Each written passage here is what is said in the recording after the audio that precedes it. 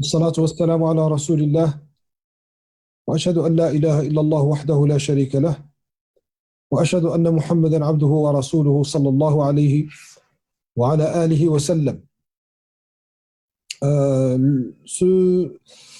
Aujourd'hui, on va voir un 16e cours, une 16e euh, station de la biographie de Nabi sallallahu alayhi wa sallam. Pour être plus précis, ça sera plusieurs stations. D'accord? Donc aujourd'hui, on ne va pas rester longtemps sur un point, mais on va en voir plusieurs parce que ce sont des points qui se sont succédés les uns les autres. D'accord? Donc, Inch'Allah, on va essayer tous de les survoler. Le premier point, c'est le déchaînement de Quraysh. Le déchaînement total de Quraysh contre le prophète sallallahu alayhi wa sallam. On avait vu l'autre fois que Nabi sallallahu alayhi wa sallam fut touché par deux dures épreuves. La première qui ne le concernait pas que lui, qui concernait donc ses sahaba, mais aussi les membres de sa famille, que ce soit les musulmans parmi eux ou bien ceux qui ne l'étaient pas, et qui est donc ce blocus imposé par Quraysh. Et juste après, à la sortie donc de cette épreuve qui a duré 3 ans, deux autres épreuves qui sont respectivement la mort d'Abu Talib et quelques jours après la mort de son épouse bien-aimée Khadija radiyallahu anha. Et dans cette épreuve-là, il était bien évidemment tout seul. C'est quelque chose qui l'a touché lui uniquement, qui n'a pas touché ses sahaba radiyallahu anhu, même si, comme on a vu, il s'attristait pour la tristesse de Nabi sallallahu alayhi wa sallam. Et donc, on avait dit que la mort d'Abu Talib, c'est le lever d'un verrou, d'accord, de sécurité qui a beaucoup épargné au prophète sallallahu alayhi wa sallam par la grâce d'Allah subhanahu wa ta'ala. D'accord? On a beaucoup répété les positions fortes qu'avait pris Abu Talib sans partager la croyance de Nabi sallallahu alayhi wa sallam, mais en ayant une bonne opinion de celle-ci et surtout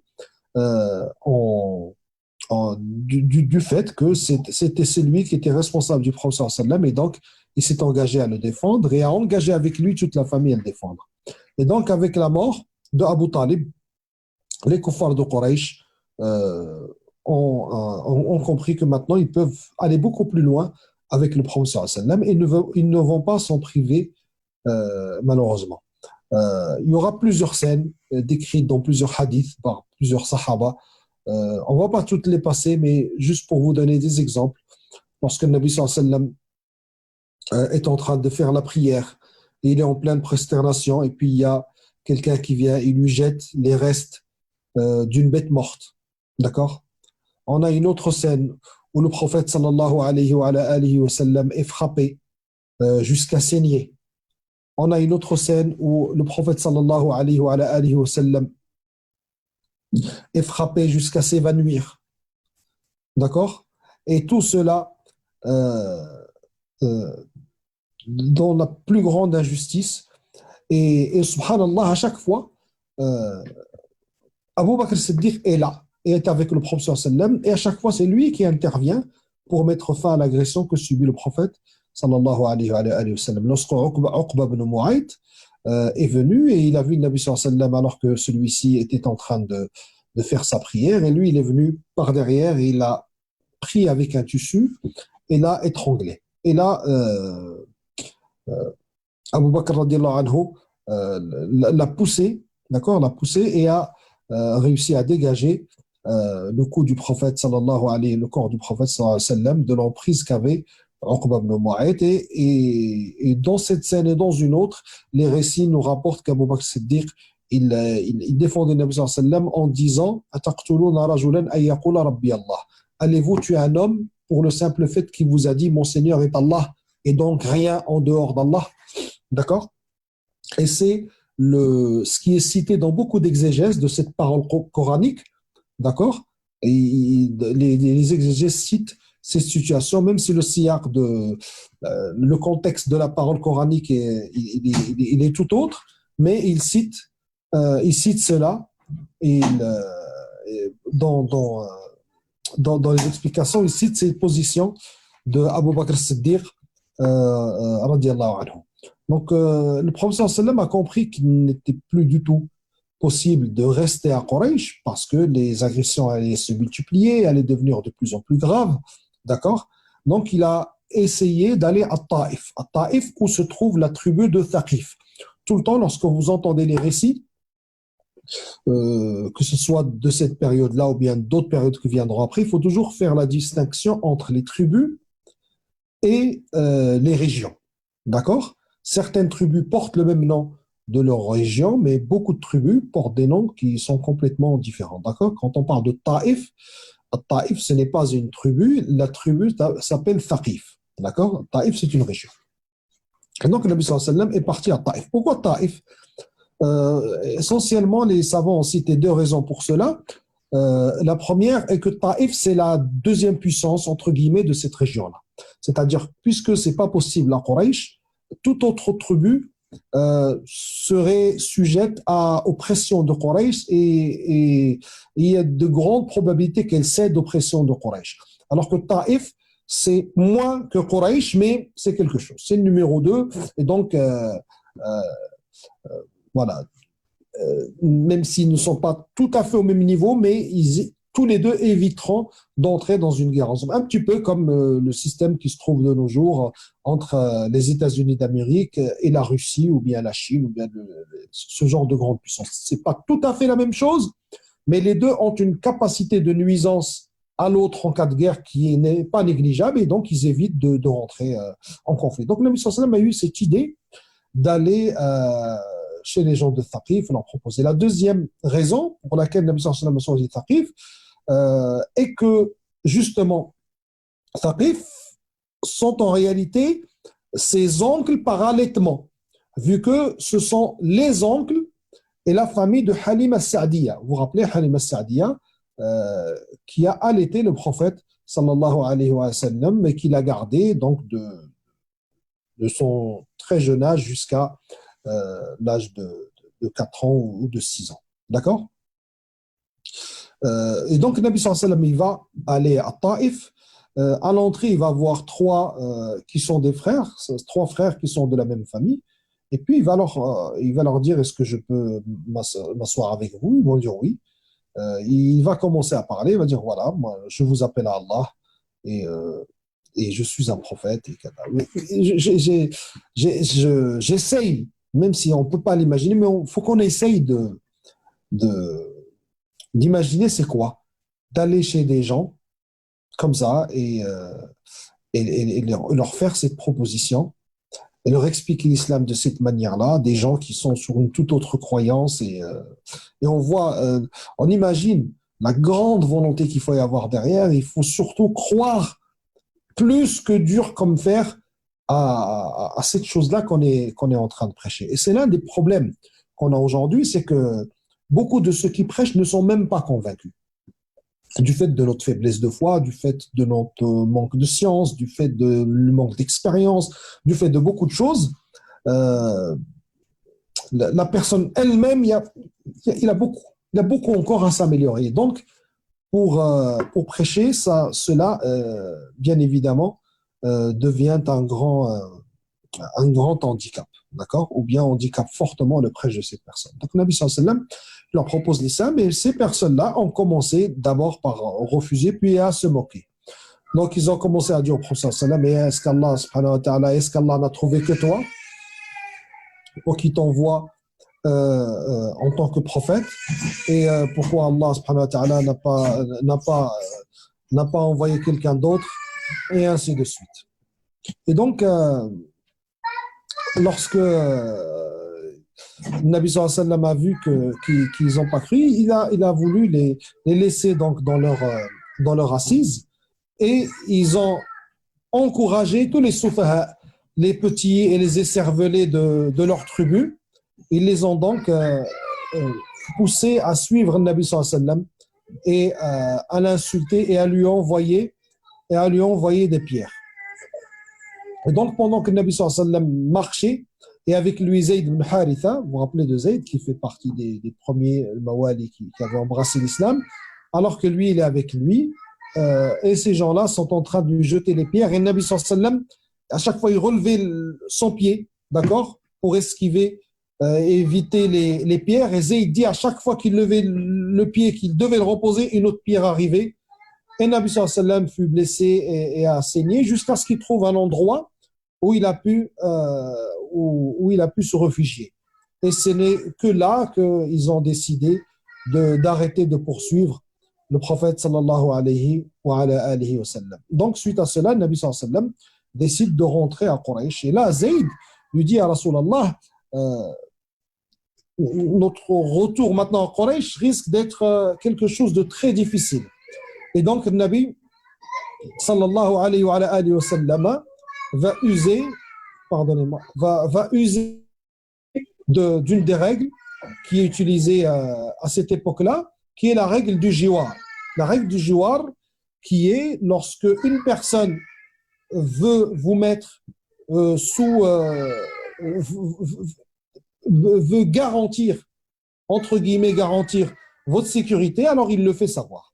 Et il dit, telle personne est sous ma responsabilité à moi, est sous ma sécurité à moi, et donc les mœurs de l'époque faisaient que personne n'avait à s'attaquer à lui. Car s'attaquer à cette personne-là, c'est en vérité s'attaquer à celui qui s'est engagé à le défendre et donc le déshonorer, et donc ça aurait eu des conséquences. Et donc le Nabi sallallahu alayhi wa sallam va envoyer à plusieurs personnes afin de leur demander le jouar, et ils vont toutes refuser. Sauf le Mut'im ibn Adi. Le Mut'im ibn Adi, vous avez vu que lui, il avait déjà eu un grand rôle dans le lever du blocus.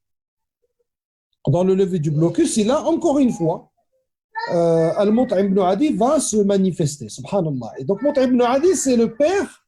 Plus tard, il y a un sahabi que vous connaissez, je pense que dont vous avez déjà entendu le nom, qui s'appelle Jubayr ibn Mut'im.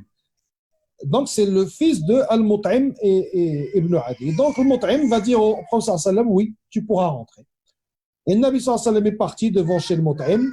Al-Mut'im ibn Adi, il a sorti ses enfants, ses garçons. Il les a mis avec le prophète sallam, et il avait son arme sur lui. Parce qu'il y a tout un protocole pour manifester ce jiwar. Et donc, Al-Mut'im ibn Adi sort avec son armure et ses enfants aussi. Et il en met un sur chaque coin de la Kaaba et d'autres proches du prophète sallam. Et du prophète sallam fait un tawaf. Et donc, les gens de Quraysh viennent et Abu Sufyan est venu voir Al-Mut'im ibn Adi. Il lui a dit est-ce que c'est un jiwar ou est-ce que c'est une adhésion? Vous voyez, il s'inquiétait que le Mut'im ibn Adi, qui est un grand personnage de Quraysh, que lui aussi il ait rejoint le Nabi sallallahu alayhi wa sallam. Donc il lui dit, est-ce que c'est une adhésion ou bien est-ce que juste tu le défends pour la règle qui est connue, la règle du jiwar. D'accord? Et donc, lorsque le Mut'im ibn Adi va leur dire que c'est par rapport à la règle du jiwar, ils seront un peu soulagés et ils vont dire, nous respecterons ton jiwar. D'accord? Et c'est comme cela que le Nabi sallallahu alayhi wa sallam il est rentré donc, dans le jiwar de Jubayr ibn Mut'im, de Mut'im ibn Adi, pardon. Et donc, le Nabi sallallahu alayhi wa sallam d'ailleurs ne l'oubliera pas. Il y aura une scène dans la bataille de Badr, lorsque le Nabi sallallahu alayhi wa sallam aura les otages parmi les gens de Quraysh, il dira, si Mut'im ibn Adi serait là et qui m'aurait demandé de le relâcher, sans condition, je l'aurais fait. D'accord? Après ça, on va passer directement à une autre station qui est le voyage nocturne. Al-Isra ou Al-Mi'raj. Al-Isra veut dire voyager de nuit, Al-Mi'raj veut dire monter en haut. D'accord? Donc, si on veut vraiment une traduction précise, ça serait le voyage nocturne et l'élévation dans le ciel. D'accord? C'est ça l'Isra ou al-Mi'raj. Une histoire qui est connue dans laquelle Nabi sallallahu alayhi wa sallam sera transporté. D'accord? Jibril va venir et va le ramener jusqu'à al-Masjid al-Aqsa, d'accord? Qui est en Palestine. Et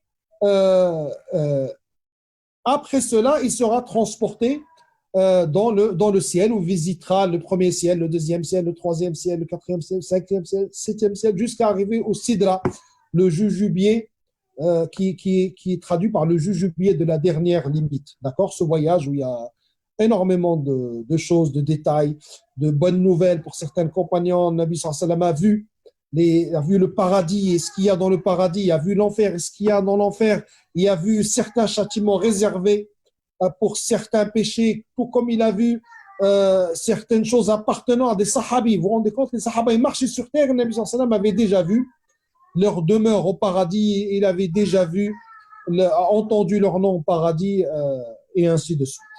Et donc, le voyage nocturne pendant lequel seront rendues obligatoires les 5 prières. Sauf que, ça, c'est une précision qu'il faut retenir, c'est que pendant ces 5 prières-là, les quadruples seront toujours 2. Il n'y avait pas de prière à 4 rak'at à cette période-là. Ceci viendra plus tard. D'accord? C'était à peu près en l'an 9. D'accord? Et Nabi sallallahu alayhi wa sallam est revenu. Donc, les moqueries et tout ça ont repris de plus belle. Et ils sont venus ils sont venus le tester. Et ils lui ont demandé, décris-nous alors comment est la mosquée Al-Aqsa. Nabi sallallahu alayhi wa sallam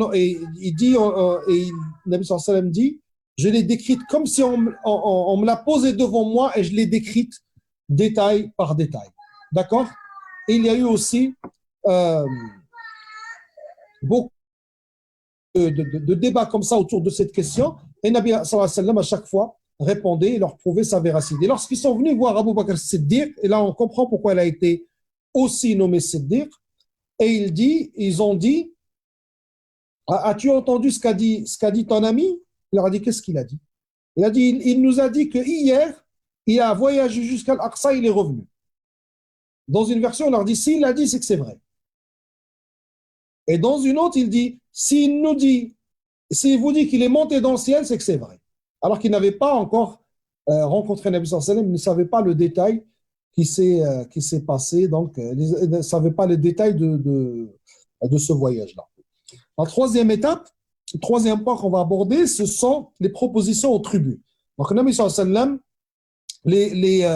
il est dans le jiwar de Mut'im ibn Adi, mais il sent que ça ne peut pas durer longtemps comme ça parce que le Mut'im ibn Adi, la pression, parce que les gens de problème, ils vont se dire, entre guillemets, on s'est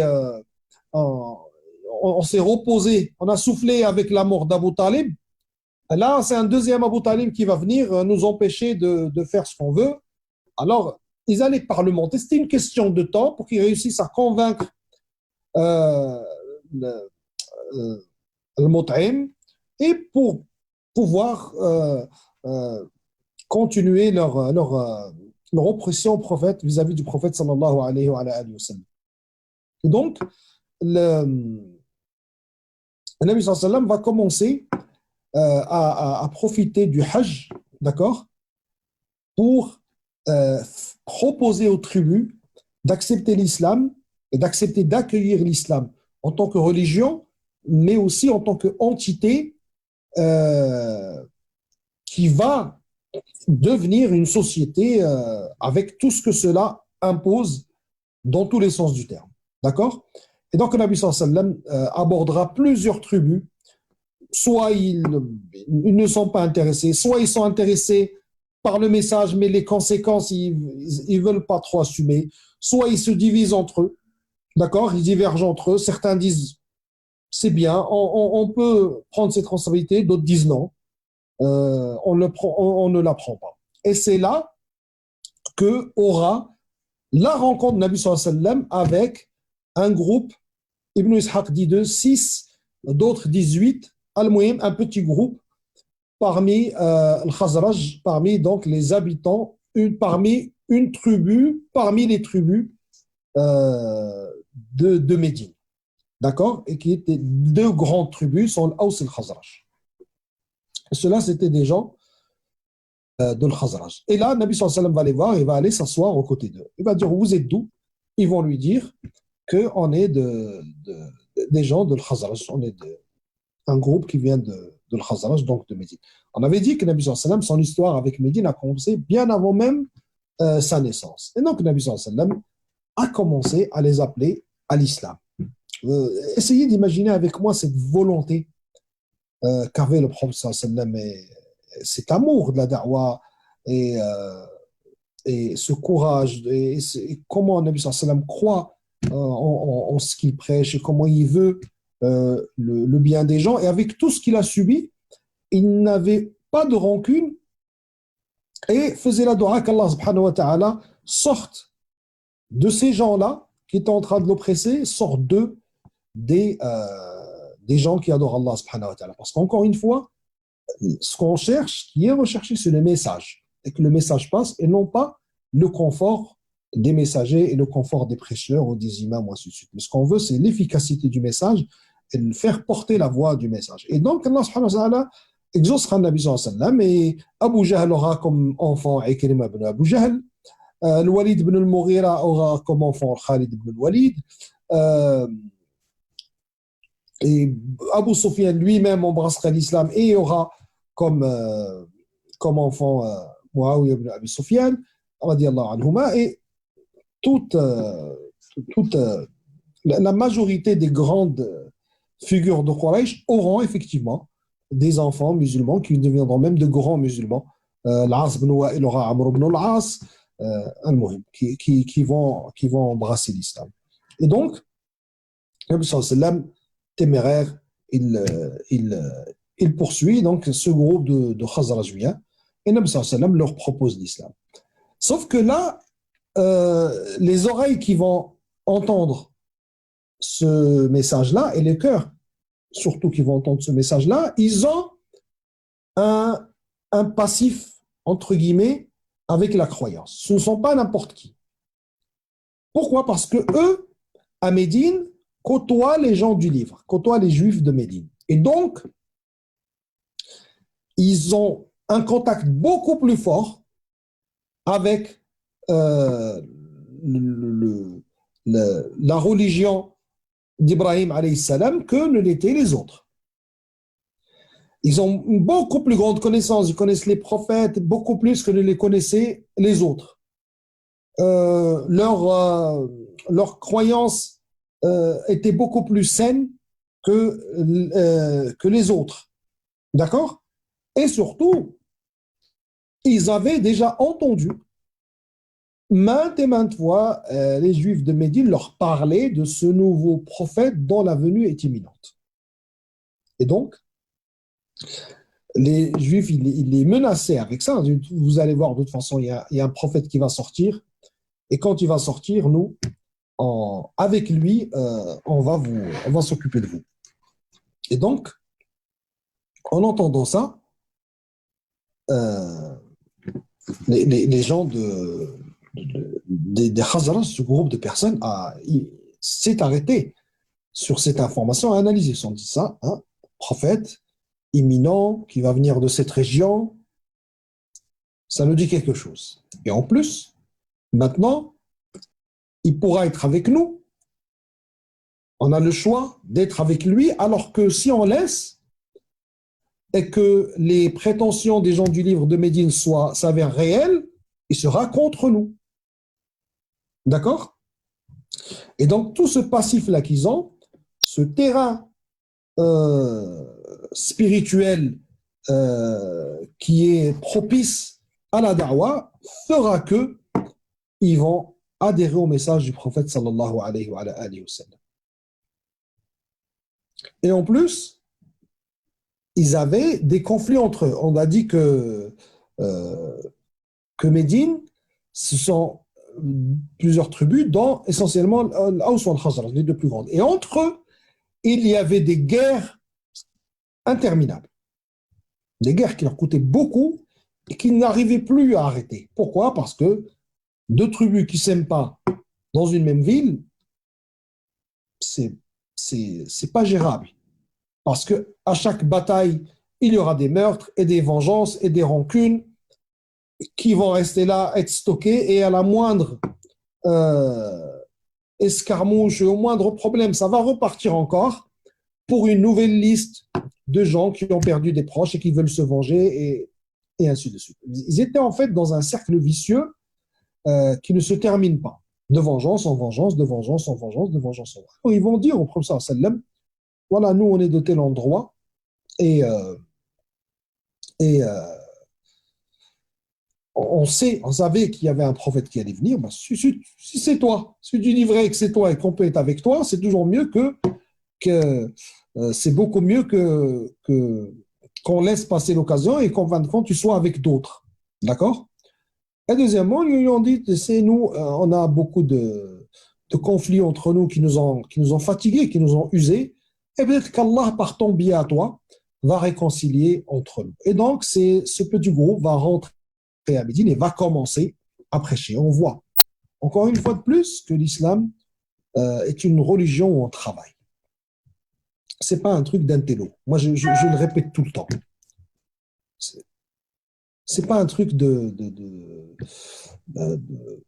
c'est pas un truc de devise. On affiche des devises. D'accord? Non, c'est un truc dans lequel on pratique, on travaille. L'action fait partie de notre foi. C'est même pas, elle exprime notre foi, elle fait partie de notre foi. Et donc, on travaille, on bosse. Celui qui peut aider par l'argent, il aide par l'argent. Celui qui peut aider en prêchant, il aide en prêchant. Celui qui peut aider, prêcher son voisin ou sa famille, ou celui qui peut aider avec les mains en travaillant quelque part. On doit avoir ce souci. Toujours transmettre ce message, bien représenter ce message. Transmettre ce message, bien représenter ce message.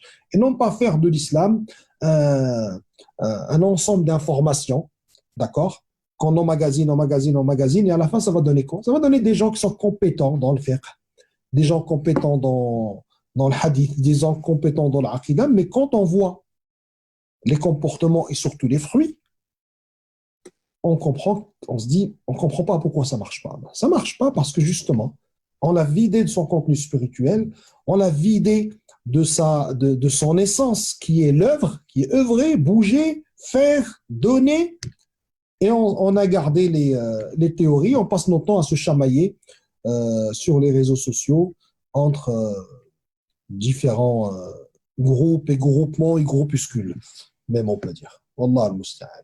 Donc ces gens-là, eux, quand ils vont rentrer, ils vont aller, il y aura même une mosquée de Banu Zurayq, d'accord?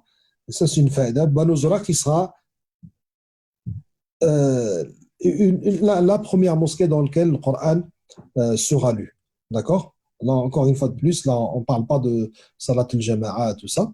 Euh, on parle vraiment de ces tout débuts de l'islam, et quelques jours passeront à peine et quasiment tout Médine aura déjà entendu parler du prophète sallam. Là, on est aux alentours de l'an 11. Et donc, après ça, un autre groupe va venir, qu'on appelle ça Bay'at al-Aqaba, un endroit où ils vont venir avec un plus grand nombre pour mieux discuter avec le Nabi sallam. Et puis, une deuxième rencontre après laquelle sera décidé que le prophète sallam ira avec ses compagnons radiallahu anhum, à Médine, et que Médine sera pour eux une terre d'accueil. On va essayer de voir, Inch'Allah, dans, dans, le, dans le prochain cours. بإذن الله سبحانه وتعالى. أقول قولي هذا واستغفر الله لي ولكم فاستغفروه إنه هو الغفور الرحيم. بارك الله فيكم. بارك الله. إن شاء الله إن شاء الله. بارك الله فيك.